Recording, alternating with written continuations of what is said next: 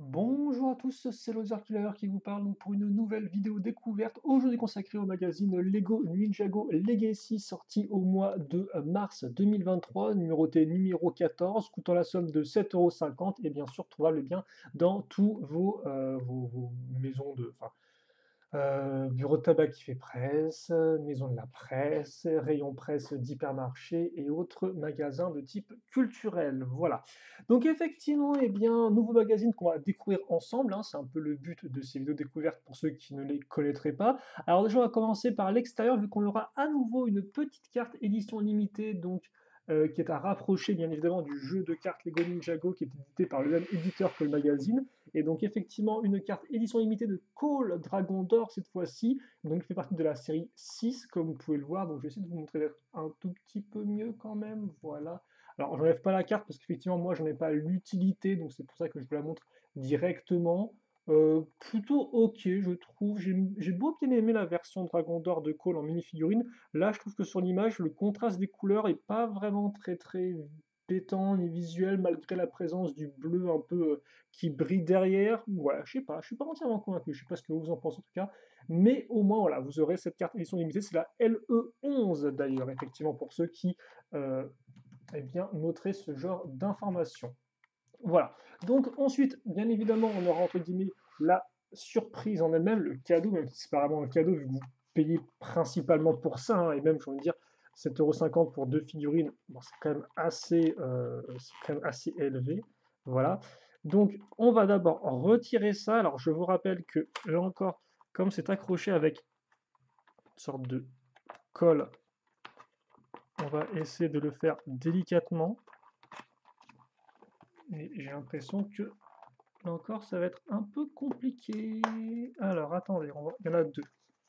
Il y en a deux, donc on va faire ça un par un, tranquillement. Voilà.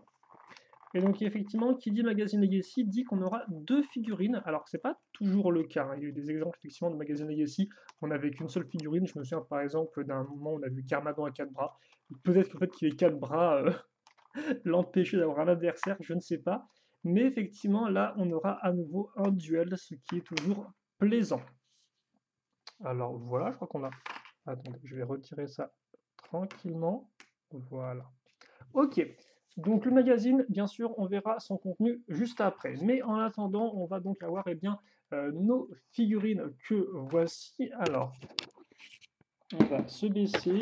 Alors, je vais rester à cette hauteur-là avec la caméra. Voilà.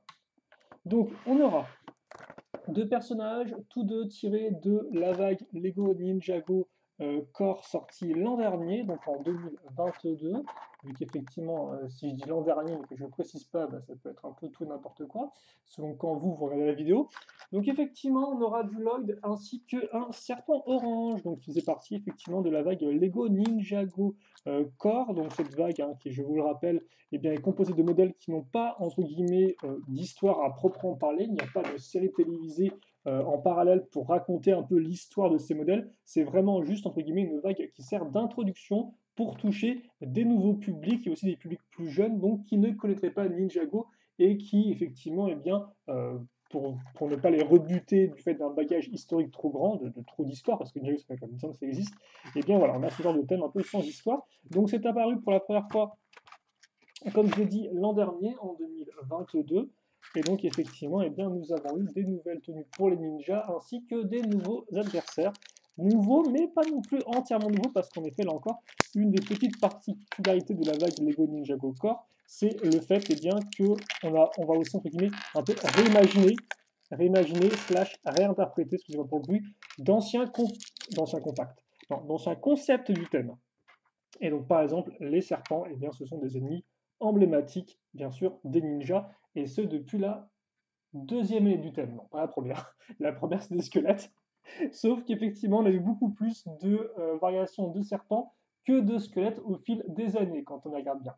Donc, ça, c'est notre ami Lloyd en version Core, voilà. Donc, à noter aussi que les versions Core sont les mêmes entre 2022 et 2023, il n'y a pas de différence, même si Lloyd est un peu une petite particularité, parce que son Lloyd en 2023, en Ninjago Core, il a un autre imprimé, voilà. Mais c'est le seul ninja où c'est le cas. Et donc, effectivement, ça, c'est son imprimé traditionnel, voilà. Il vient avec sa petite tête, bien sûr, qui, elle, est tirée du film Lego Ninjago, donc qui commence maintenant un peu à dater, hein, on parle quand même de 2017, donc ça remonte et tout, mais elle est toujours là. Voilà. Et enfin, la petite cagoule.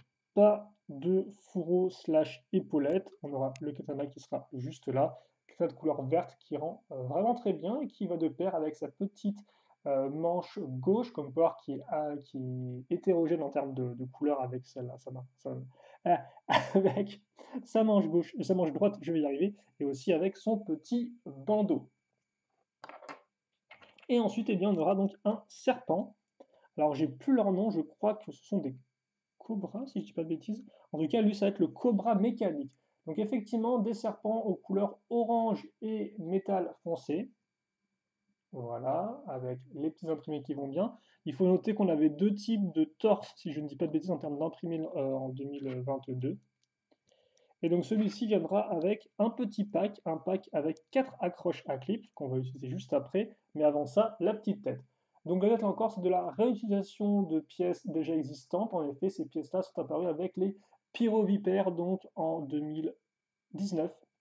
Donc les serpents de feu, sauf que là effectivement, eh bien, on n'aura plus tout le côté feu, on aura juste un côté un peu métallisé. Et d'ailleurs, cette tête-là, assez intéressant de noter que de base, elle était assez peu commune parce qu'effectivement, on avait plus souvent, si je dis pas de bêtises, des têtes avec les grosses flammes sur les côtés, si je ne me trompe pas. Après, effectivement, cette tête-là, on les a aussi à nouveau eu avec les merlopiens, donc effectivement les créatures sous-marines. Alors ensuite, alors c'est dans quel sens? Ok. Donc il y a effectivement 4 accroches, mais on va en utiliser, excusez-moi, uniquement 2. Donc lui c'est un Cobra mécanique. Alors il faut savoir qu'il y en a eu dans deux modèles, si je ne dis pas de bêtises, à savoir le véhicule de Jay et Nia, donc sorti l'an dernier, parce que là encore, Ninjago Core 2023, certes les imprimés des ninjas sont les mêmes, mais les méchants eux sont différents.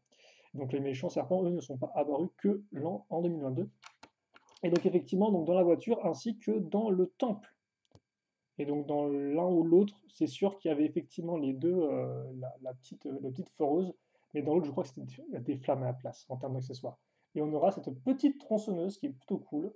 Ça, c'est une bonne vieille pièce au niveau apparu, si je dis pas de bêtises, avec le thème Lego Rock Raider, donc un vieux thème sorti en 99, qu'on a fait ensemble d'ailleurs sur la chaîne, si vous voulez un peu voir d'où vient cette pièce-là. Je vous invite à le faire, non pas parce que ça me fera des vues en plus, mais parce que c'est un thème qui est vraiment très cool et assez intéressant. Voilà. Bon, donc ça effectivement, ce sera eh bien, nos deux personnages de ce magazine-là, de ce numéro-là. Donc effectivement, c'est vrai que c'est un magazine qui a été un peu entre guillemets, repoussé parce que de base, lui, il avait été un peu mis en avant, si je dis pas de bêtises, en fin d'année dernière. Sauf qu'à la place, on a eu autre chose qui est sorti. Donc finalement, ils ont sorti celui-ci, mais un peu après. Je sais pas trop pourquoi il y a eu ce décalage-là, c'est pas très important. Et effectivement, je le trouvais plutôt cool parce que j'aime beaucoup moi, les serpents comme ça de 2022. Et en plus, celui-ci est quand même richement équipé. Et Lloyd, bon bah Lloyd, vous avez peut-être un peu plus de chances de l'avoir. Mais oui, effectivement, je parlais de Cobra mécanique et d'apparition dans des sets. Il faut savoir que la voiture de Jay et Nia ou le Temple sont comme des modèles qui coûtent entre 45 et un peu moins de 100 euros, si je ne dis pas de bêtises. Donc c'est pas non plus des modèles entrée de gamme. Donc c'est quand même plutôt cool là encore de l'avoir dans le magazine pour ceux effectivement qui ne l'auraient pas chopé à l'époque ou pour ceux qui tout simplement n'auraient même pas eu de serpent tout court à l'époque. Si vous êtes pris Ninjago et bien en cours de route en 2023 ou en fin d'année 2022 avec la vague cristallisée. Et qui elle par contre était extrêmement riche en histoire. Tout l'inverse de Ninjago Core. Ok, donc, maintenant qu'on a fait ça, bah déjà ce que je vais faire c'est que je vais vous prier m'excuser, mais un petit mouche-mouche, parce qu'effectivement, il semblerait que votre loser killer national ait pris un peu froid. Et donc, eh bien, on va maintenant passer au contenu du magazine. Alors, est-ce qu'il y a des choses, des dingueries qui nous attendent? Bon, j'ai quelques doutes là-dessus, mais on verra bien. On va rester optimiste quant au contenu de ce magazine. Voilà, bon, après là encore, vous savez bien que moi, je ne suis vraiment pas le public cible du magazine, hein, bien évidemment. Même si des fois, je trouve assez intéressante. Ok, donc on va ouvrir ça avec une petite pub pour commencer avec Black Panther, donc qui sera votre cadeau du magazine Lego Avengers, Lego Marvel Avengers même devrais-je dire. Le petit sommaire donc avec Lloyd contre le Cobra mécanique, ça on connaît. La petite BD qui va bien, qui forcément va mettre en avant, eh bien, enfin forcément, Généralement, c'est le cas quand même, on va pas se mentir. On va mettre effectivement en avant les surprises que vous avez eues. Donc, on aura à nouveau, et bien, comme vous pouvez le voir, des serpents. Donc, peut-être au final un peu d'histoire pour ces personnages qui n'ont pas eu le droit à une série animée, parce qu'effectivement, on a quand même eu à l'époque effectivement une série de 5 petits courts-métrages, petits courts épisodes, qui mettaient en avant, et bien, justement les modèles de la vague Core 2022, mais il n'y avait pas les ennemis, les serpents n'apparaissaient pas. Voilà. Donc, c'est un peu triste. Une pub pour la vague Core 2023 cette fois-ci. Donc comme vous pouvez le voir, et bien justement, bah, voilà, tiens, il y a deux choses dont je parlais ici sur la pub. Premièrement, on a des méchants squelettes, effectivement, c'était donc peu de serpents. Et là, vous avez donc le mecha qui contient la tenue entre guillemets exclusive de Lloyd pour Core 2022. Bon, la BD, je vous la passe. Ça, je vous laisse le lire par vous-même quand vous achèterez le magazine, bien sûr. Je vous laisse quand même un peu des surprises. Et ensuite, eh bien, nous aurons un poster, double poster. Donc d'un côté, les serpents arrivent, le temps des duels. Alors, pourquoi le temps des duels? Je ne sais pas trop. Est-ce que ça part en combat Yu-Gi-Oh? Je ne sais pas. Mais effectivement, oui, pourquoi le temps des duels? Parce qu'il n'y a jamais eu le concept de duel, que ce soit dans les sets ou même dans, dans les courts-métrages dont j'ai parlé, puisqu'ils apparaissent même pas dedans. Peut-être par rapport à la bande dessinée qui était juste avant, je ne sais pas. En tout cas, comme vous avez les différents serpents, ça vous permet de voir un peu les différents imprimés dont je vous parlais, hein. Celui qui est majoritairement métal foncé, celui qui est de couleur orange, et les têtes là aussi qui ont des couleurs entre guillemets inversées, entre orange et métal foncé. Et donc oui, effectivement, ce qui était plutôt cool, c'est qu'on avait plusieurs types donc, de serpents. Donc aussi bien le cobra mécanique, mais aussi un avec des gros points, un petit avec des dynamites, etc. Donc c'était plutôt cool ça. Ça explique aussi pourquoi j'aime bien cette vague d'ennemis. Diabolique, mais qu'est-ce qui est diabolique? Eh bien justement, ce sont les nouveaux méchants, je pense, qui ont le droit donc qui ont le droit d'orner le second poster. Ce sont les guerriers squelettes. Voilà. Ouais, ben, une tête et un torse. Donc je vous laisserai déplier le poster par vous-même pour que vous puissiez quand même un peu mieux voir à quoi ça ressemble. La petite page abonnement, parce que bien évidemment qu'on aura une petite page abonnement. Une page... Ok, donc une page mission. J'aurais presque dit que c'était une page pub jouée aussi, vu comment les modèles sont mis en avant. Mais ce n'est pas le cas, même si effectivement, là, comme on peut le voir, on va retrouver beaucoup des modèles de 2022, justement. C'est fou, c'est en 2023, j'arrête pas de dire 2022, 2022, 2022. Mais moi, je m'épuise. Donc effectivement, vous avez le fameux temple dont je parlais tout à l'heure, ainsi que là, vous avez un véhicule donc du Mecha Fusion. Ça, c'est un mannequin d'entraînement du set sorti en printemps 2022, donc un peu après les autres. Dragon de Jay ici.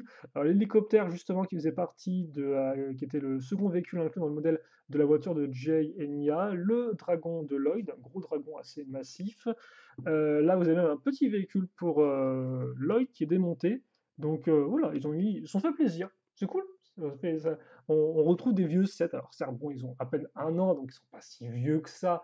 Mais tout de même, voilà, les voir un peu mis en scène comme ça, je trouve ça plutôt cool, malgré des fois des proportions un peu zardes. Donc écoutez, une double page, ma foi, plutôt chouette. Voilà, moi j'approuve, j'approuve. Je sais pas vous, moi je valide, comme disent les jeunes. Des jeux, voilà. Ensuite, une petite page d'information sur les ennemis de l'univers Ninjago. Et donc, ce sera visiblement consacré au Cobra mécanique. Alors, seulement lui ou aux autres serpents aussi de couleur orange? Alors, on aura aussi une page sur les engins des Cobra mécaniques, ce qui est plutôt cool là aussi, hein. Ça, je l'ai assez répété deux fois, c'est qu'on avait pas mal de petits véhicules qui allaient avec les méchants. Or, cette tradition des véhicules pour les méchants, c'était un peu perdu au fil des années, au profit justement des ninjas qui, eux, avaient les véhicules et les méchants, généralement, ben, c'était un peu moins le cas. Ils étaient un peu moins servis dans ce domaine-là, et donc les serpents un peu ont ramené ça. Donc oui, ok. J'aurais bien aimé qu'ils aient aussi une petite double page avec les différents guerriers. C'est un peu dommage qu'ils aient juste mis une simple page juste sur lui tout seul, quoi, mais bon, peu importe. Après, je doute qu'on ait vraiment beaucoup d'informations, entre guillemets, super intéressantes ou croustillantes, hein. Je pense que ça doit être des trucs assez génériques, genre, ouah, regarde, il a 4 bras, il attaque super vite. Waouh! Perceuse diabolique, pointe diamant super dur. Bon, voilà, c'est ce genre d'informations qui parle un peu pour rien dire, on va dire ça comme ça. Bon, en tout cas, peut-être qu'à vous, elles vous inspireront, hein, je ne sais pas. Moi, en tout cas, ça me fait un peu ni chaud ni froid. Peu importe. On passe maintenant à une autre page dossier qui est découpable. Voilà, donc c'est le livre des héros de Ouf, saison 8. Faites rugir les moteurs. Ah bah, effectivement, on est revenu donc sur la saison 8, voilà, bon, on y revient très rapidement là encore, parce que je pense qu'on a déjà parlé bien sûr de Magazine Legacy auparavant de cette saison-là, donc qui remonte elle aussi quand même à 2018, hein. Donc effectivement, c'est vraiment, ouais, c'est genre double phase, donc vous avez d'un côté la princesse Harumi, de l'autre sa version effectivement le silencieux. Donc ok, voilà, c'est vraiment une page dossier vite fait bien fait, j'ai l'impression. Petite page de pub, pub de jeu.